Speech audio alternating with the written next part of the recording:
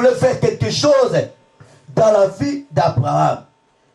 Il a jugé bon que si cet homme Lot, il est toujours à côté de mon serviteur Abraham, ça sera difficile pour que moi je puisse faire ce que je voulais faire dans sa vie. Pour dire que toi, Abraham, tu te sépares avec Lot. Toi, Abraham, tu te sépares avec Agar et Ismaël. Alors, laissez Isaac libre et tranquille. J'ai beaucoup de choses à faire à cet enfant. Amen. Amen. Quelle est la gare qui est à côté de nous? La Bible nous parle de deux personnes, Agar et Ismaël. Dieu a dit, chasse Agar et son fils. Il n'a pas dit que non, de chasser, de répudier Agar, de laisser Ismaël. Divorce-toi avec Agar et Ismaël. Amen. Il y a eu un divorce entre Abraham et Agar. Deuxième divorce entre Isaac et Ismaël. Amen.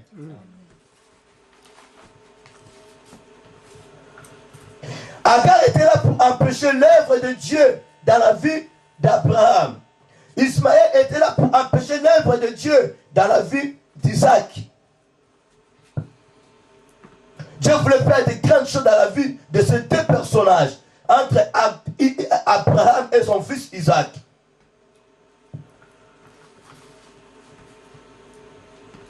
Si on veut dire là en haut, je ne sais pas si Dieu pouvait faire quoi. Au moment que Dieu a jugé bon de venir lui-même ici sur la terre pour sauver son peuple. Lui déjà le pauvre diable, il était en haut, en bien le bien de notre Seigneur Jésus-Christ. Amen.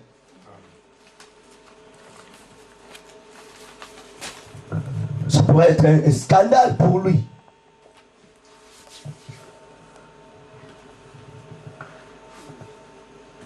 Prenons par exemple, s'il y a quelqu'un dans notre maison et la personne est en train d'envier le bien que nous avons, que vous avez. Et si vous faites un vilain tour, soit un voyage comme ça, je ne pense pas que de votre retour, vous allez trouver la maison telle que vous avez laissée. Amen.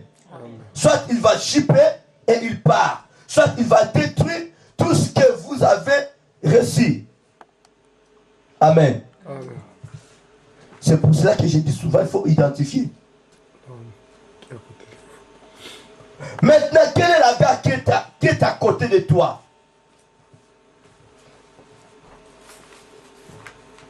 Le 31, dans la nuit, Dieu nous a promis, les bénédictions nous accompagneront pour cette année 2010. Amen. Amen. Croyons à sa parole. Il y a déjà Isaac à côté de nous. Amen. Amen. Nous avons déjà Isaac à nous. Amen. Amen. Celui qui n'a pas son Isaac, c'est son problème. Dans cette année 2010, avec notre Isaac, en entrant avec Isaac, mais Agar et Ismaël, ils ont dit, mais non, nous ne pouvons jamais lui laisser tranquille, bénéficier le bien de mon père. Celle qui disait que moi aussi je suis la femme d'Abraham. Celle qui était la servante. Elle commence à faire de n'importe quoi, de parler de négativité vis-à-vis de sa maîtresse. Elle était même capable d'empoisonner Sarah. Ismaël, il était capable de tuer Isaac.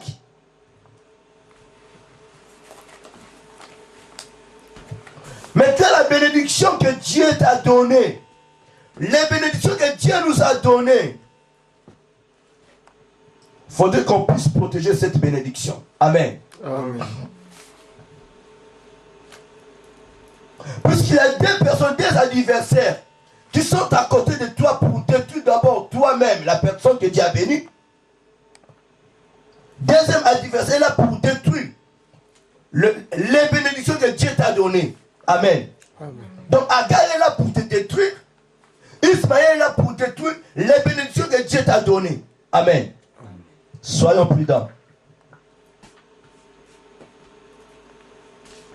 Divorçons-nous avec Agar et Ismaël. Mais quels sont l'Agar ou Ismaël qui voulaient nous détruire? La Bible nous dit, dans le livre de 2 Corinthiens,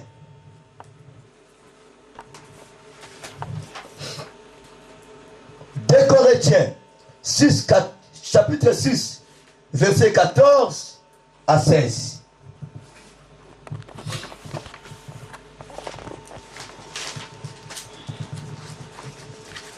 Deux Corinthiens chapitre 6.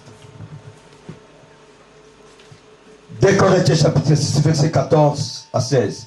Je lis la parole de Dieu. Amen. Amen. Ne vous mettez pas avec les infidèles sous un joug étranger. Car quel rapport y a-t-il entre la justice et l'iniquité? Ou qu'y a-t-il de commun entre la lumière et les ténèbres? Quel accord y a-t-il entre Christ et Bélial? Ou quelle part a le fidèle avec l'infidèle?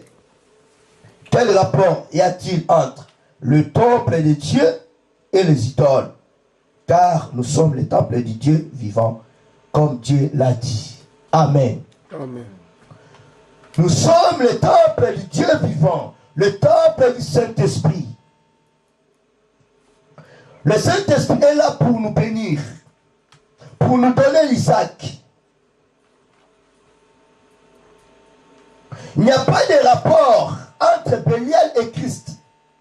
Il n'y a pas de rapport entre un fidèle et fidèle.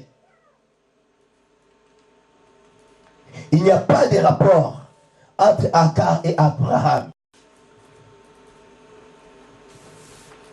Elle était parmi la nation que Dieu avait défendu à son peuple de se marier avec. Amen. Amen.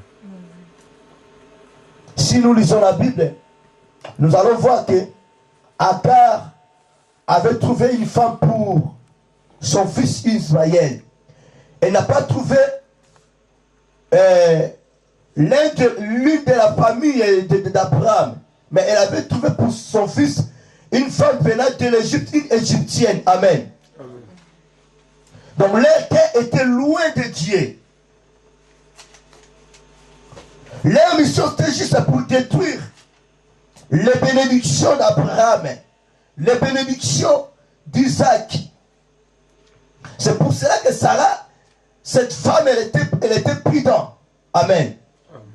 Mais puis qu'Abraham était amoureux d'Agar, il était amoureux d'Isaac, Abraham ne voulait pas répudier Agar. Pour lui, c'était que de répudier Sarah que Agar. Amen. Parce qu'il voyait Ismaël son premier fils. Or que son premier fils était animé par quel esprit? Amen. Femme esclave. Fils de la femme esclave. Jésus qui s'est venu nous libérer. On est totalement libre. On n'est plus des esclaves. Abraham auparavant était